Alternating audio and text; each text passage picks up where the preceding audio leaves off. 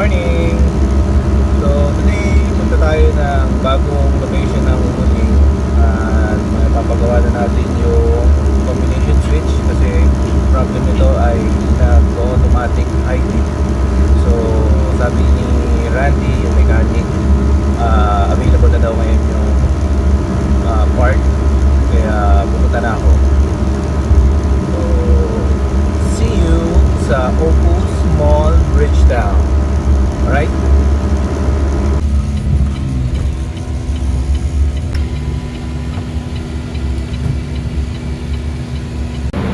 So ayun na nga, mukhang mali yung pinagparkan ko. Doon ako nagpark sa Opus Mall, sa GBF building daw. Ngayon, nasa GBF building na ako. Tapos level 2 daw. Ito yung level 2. Kaso mukhang parking lang. So, kukontakin ko muna si Randy kasi hindi ko alam kung nasan na ako. Naliligaw kami.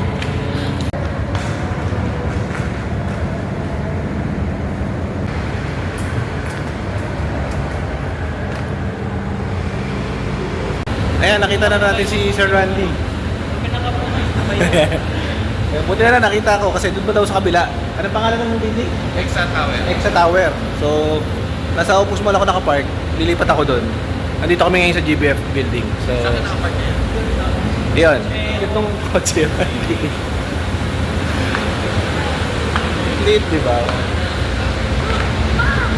One seater.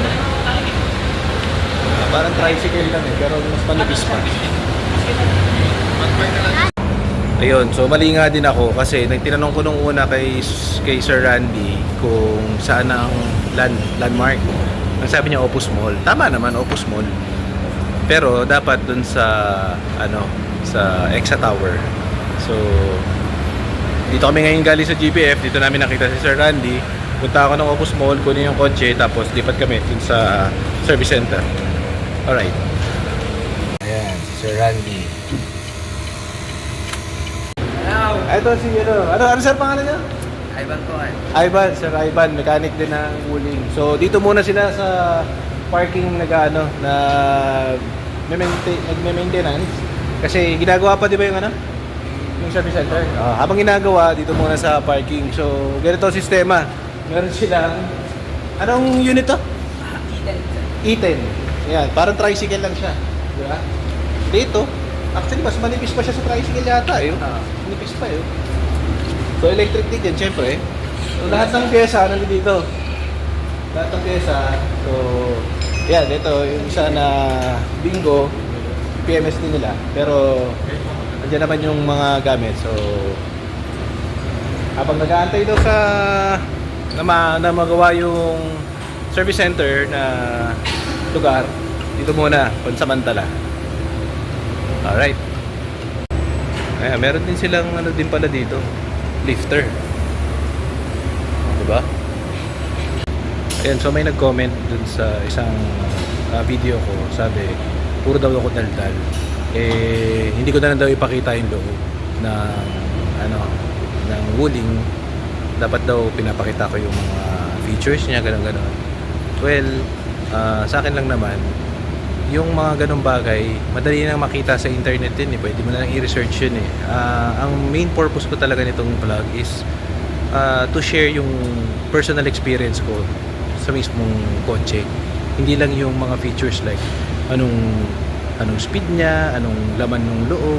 Pwede naman natin ipakita yun. Pero ang para sa akin, mas importante yung content na based on my experience. Kasi before I bought this car, naghahanap talaga ako ng vlog or information about this car na based on the owner's experience, and wala akong makitang ganun. Kaya I decided to create my own.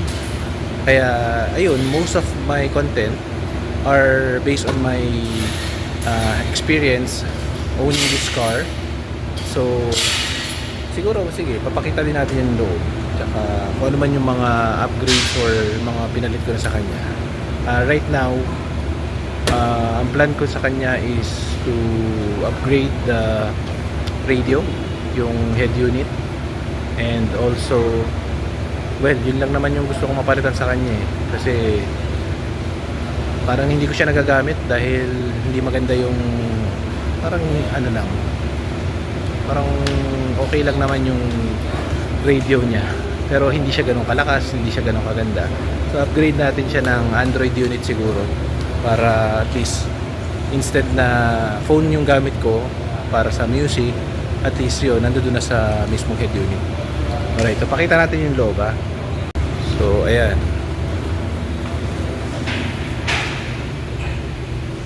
so yun lang, basic head unit, steering wheel, dalawang pedals, brake and accelerator. Ito pinalitan ko na to, hindi ganito yung original niyan, leather to eh. Ang original niyan gray. Ayan, gray. So wala naman makikita masyado dyan. Ito kaya nakabukas yan kasi papalitan tong combination switch kasi nag-high beam ng automatic kahit hindi mo siya pindutin. Pasensya na medyo magulo. So main upgrade na ginawa ko dito is ito lang. Wala to dati. Ang stock niyan walang spoiler. So nilagyan natin ng spoiler. Tapos ano pa ba? Well, ang audio system ko installed a anong tawag dito? Soundbar. Ito. Yan, soundbar. Tapos ito amplifier. So hindi ko ginagamit yung radio. Sa likod magulo din. Ito donut na spare tire just in case na ma-flat. Charger, tapos yung pang takip sa windshield. Yung nasa ilalim nito yung mga ano lang, gamit.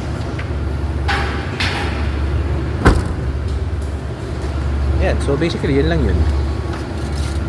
Oh, di ba? Magulo. Ito pala wala to. Dinagdag ko rin pala to. Yung stock nito bukas lang yan.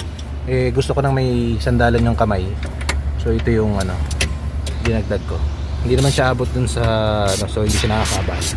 Medyo magulo lang yung wiring, hindi ko pa naayos pero mag-work naman eh. So pag may time na. Ayan, of course, syempre meron tayong dash cam.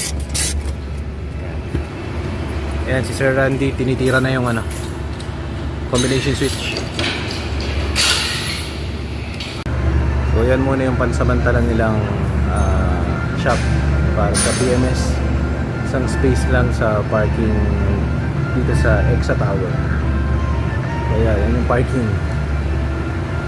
So dito yung maliit na space, dyan sila nag-PMS, papalit ng mga 40 parts. Ginagawa pa kasi yung sa ano, yung natawag nila doon, service center nila. Well, kompleto naman kasi yung mga gamit niya nandiyan sa E10, and then meron silang lifter. May lifter din silang naka-install doon. So yung basic na need para sa PMS, nandito naman lahat. Ayan, tignan natin kung paano tinatanggal ni Sir Randy yung ano. Medyo mahirap ba yan? Medyo masikip, no? Mahirap pala na. Kailangan may proper tool ka. Hindi lang basta-basta pwedeng ma-DIY ito sa bahay. Unless meron kang mga gamit na ganyan, no?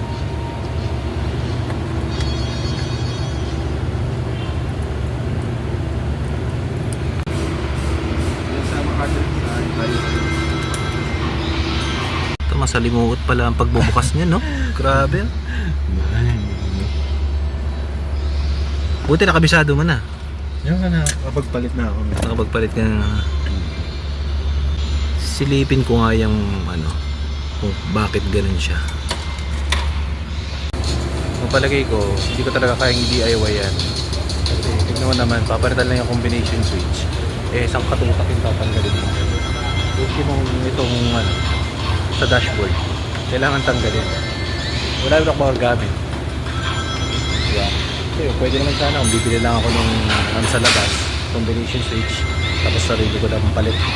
Kaso, kung ganyan karami yung tatanggalin, eh, doon tayo sa expert. Baka may masira pa ako. Hindi tayo expert eh. Sila yung expert. Ayan. And also under warranty pa naman, kaya okay pa. Wala tayong babayaran dito. Kasi hindi naman siya consumable. Defect siya ng part, which is hindi naman na consumable. Kaya covered siya.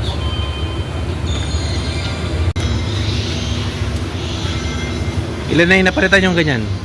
Dalawa. Dalawa na. Pakatlo ako. Known issue.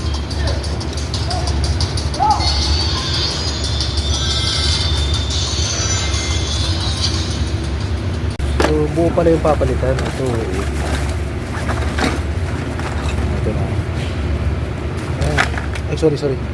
Ito pala yan, buo. Pati yung signal. Sa iba kasi, okay, wala ito no? Sa Wuling, buo siya. Kaya yun yung papalitan.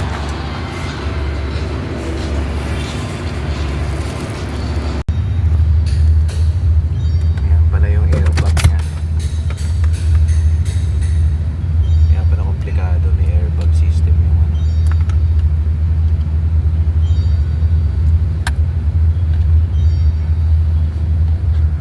Teka, nakabukas ba? Parang hindi ka pagpawisan. Wala, naka-on. Ay, wala nga pala yung baterya, no? Sayang.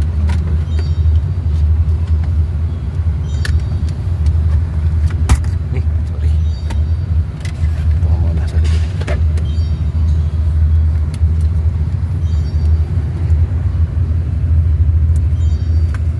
So, ito yung beep beep. Beep beep!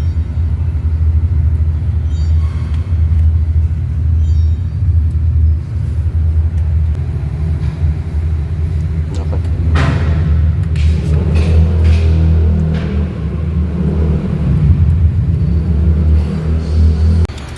Ayun, yun na lang yung natira oh. Yung mismong ano, combination switch. Isang buo siya no? Kaliwat kanan. So kailangan tanggalin yung buong steering wheel. Ito airbag Siling airbag. bago ma-access yung ano. Sa iba kasi ang alam ko Di hugot oh, di hugot lang. Yun sa mobilyo ko ganoon eh. Nasira din yung ganun. Ang nangyari naman doon, nasunog. Siguro nag-short. Sa sunog na tunaw. May parang known issue din yata yun sa ibang mga mobilyo eh. Pero yung sa akin, palitan naman nila. Although hindi na covered ng warranty yun eh. Parang mga 1,800 yata binayaran ko. Parang mga ganun. Pero yan, yung isang yung left side lang, yung sa ilaw lang.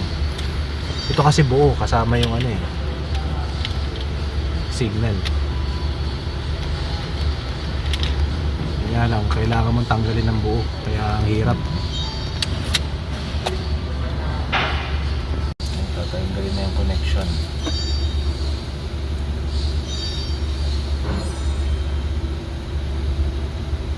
Yung connection mismo nitong combination switch. Yes. Yun. Buti na lang maraming muscle si Sir Randy. Ayan kaya. Daming tinutungkab no? Grabe.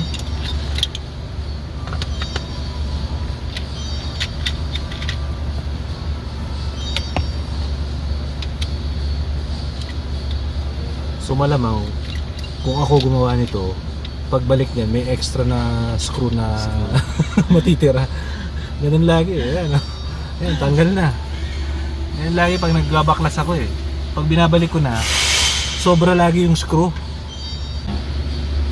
Hindi yung itsura niya. Wala makakabit.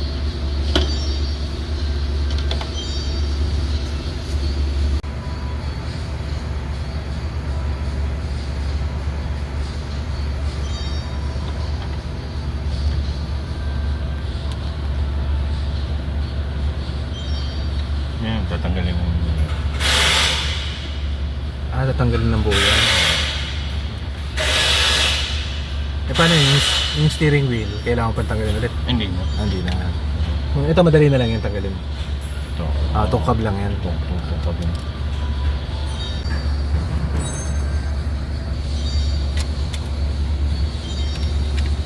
Yan na. Yan yung bago.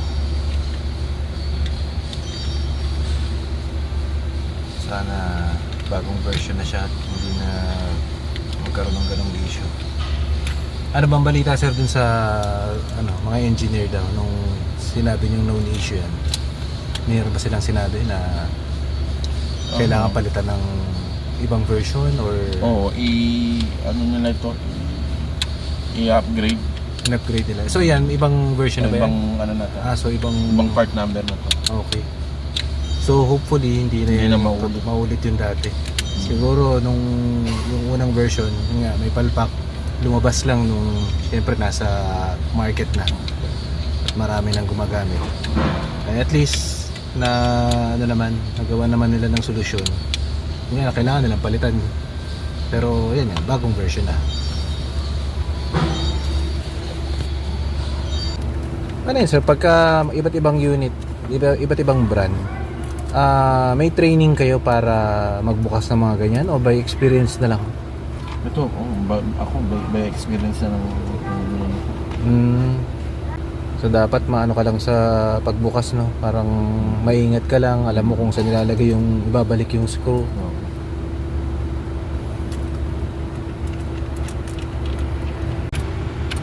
Yun.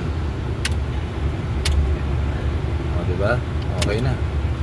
Dati pag inano mo, pag binuksan mo lang yung ilaw, automatic nag-high beam. Kailangan tulak ko pa. Ayan, okay na. Okay, testing lang kung gumagana lahat nung switch. Ayan, final touches na lang ni Sir Randy. Kakabit na yung cover dun sa baba. Ayan, na-test na naman yung mga switches. Okay na, lahat gumagana.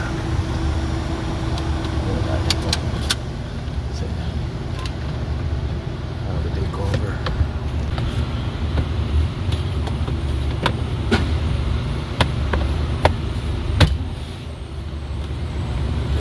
So meron pa palang gagawin, papacheck ko na rin yung battery health status niya. Makita natin yung current na battery health status. Kakabitan ulit ng OBD scanner dun sa port ng Macaron. Check natin kung ilan na yung battery health status nito.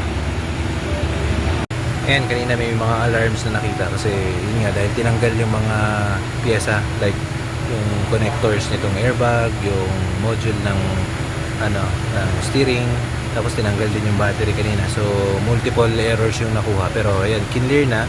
Pero after nito i-run ulit para i-check kung legit na wala talaga nakitang error.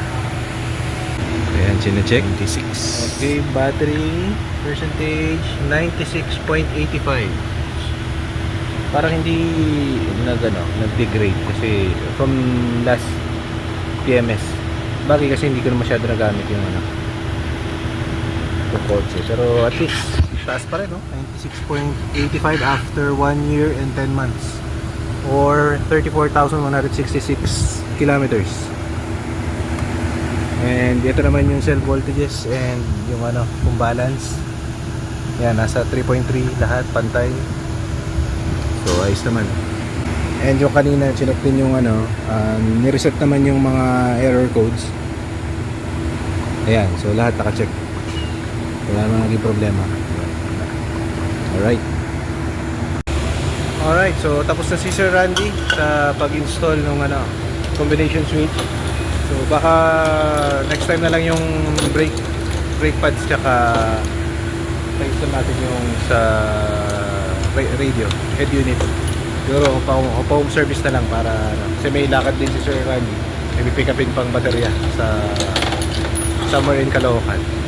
So Sir Randy, thank you very much. Next time ulit. And Thank you. sana wala na maging problema yung in-install niya. Palagay ko wala naman kasi bago na nga yung in-install. And magaling si Sir Randy. Sure ball yan. Alright, thank you. Bye bye.